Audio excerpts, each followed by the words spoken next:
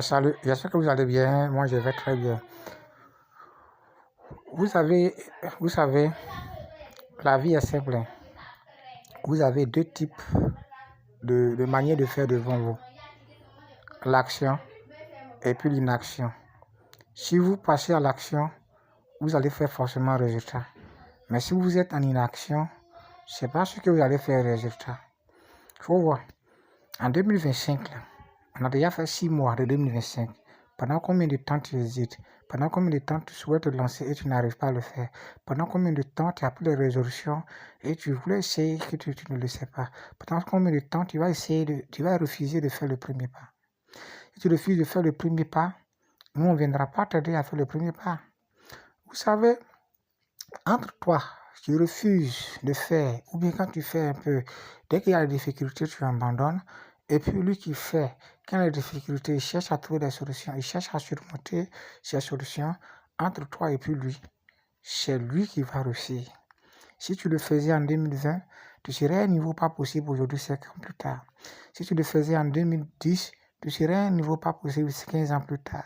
Si tu le faisais en 2020, en 2000, tu serais à un niveau pas possible 5 ans plus tard. Mais 2000, tu as rejeté 5 ans après. 2005, tu as rejeté 5 ans après.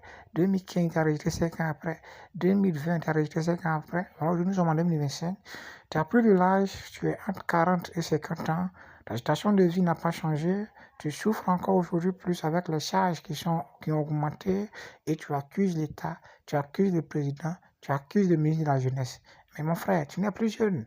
Tu n'es plus jeune, tu es plus âgé que le ministre de la Jeunesse. Si le ministre de la Jeunesse voulait s'asseoir comme toi pour que les choses viennent à lui, il n'allait pas être ministre aujourd'hui. Si le président voulait s'asseoir comme toi pour que les choses viennent à lui, il n'allait pas être comme il est aujourd'hui. Frère, il faut te décider. Tu as encore envie de la possibilité de changer les choses, de la possibilité d'essayer, de réessayer, de la possibilité d'aller en avant. Mais si tu restes là comme ça, tu seras dans le regret. Les autres viendront te consoler. Les autres viendront te dire que ça va aller. Les autres viendront te dire que c'est pas ta faute. Les autres viendront te dire qu'en Afrique, ça ne ment pas. Les autres viendront te dire qu'en Afrique, c'est difficile. Mais la même Afrique où c'est difficile, là, il y a des gens qui ont 5 maisons. Il y a des gens qui ont 10 voitures dans le parking. Il y a des gens qui voyagent. Il y a des gens qui vivent aisément. Qu'est-ce que tu attends? Si tu as une opportunité qui te tient à cœur et que tu veux changer ta vie avec cette opportunité, frère, quand tu finis de m'écouter, il faut passer à l'action. Cherche à lancer ton opportunité.